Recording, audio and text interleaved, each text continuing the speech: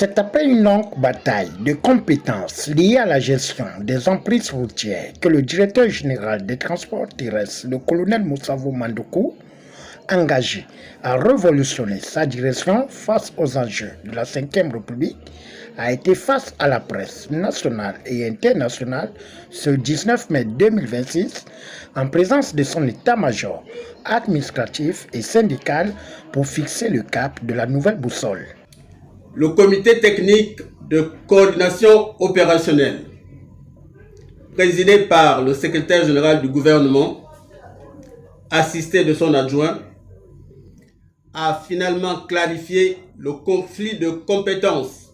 relatif à la gestion des emprises routières lors des assises qui se sont tenues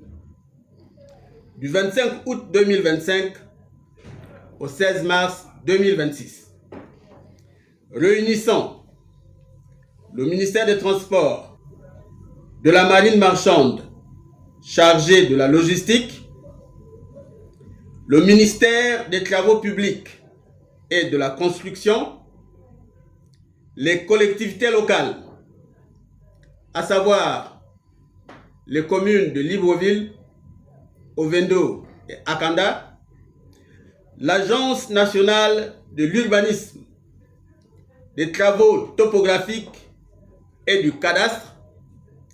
ainsi que l'Office des ports et rades du Gabon. À l'issue de ces importantes concertations, un rapport final a été rédigé. En outre, la séance du 16 mars 2026 a permis aux différentes parties de confirmer les arbitrages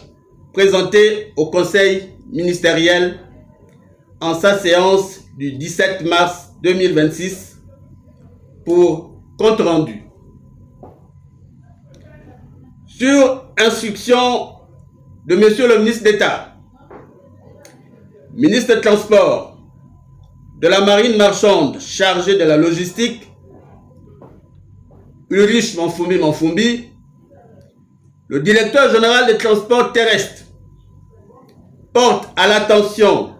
des acteurs exerçant dans les activités connexes,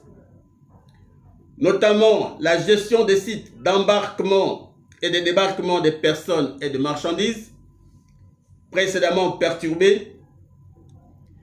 que les dites activités reprennent officiellement sur toute l'étendue du territoire national, selon le calendrier ci-après. Du 20 mai au 31 juillet 2026,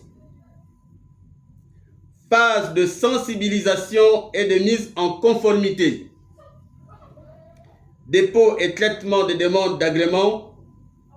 par la Direction générale des transports terrestres et des inspections provinciales.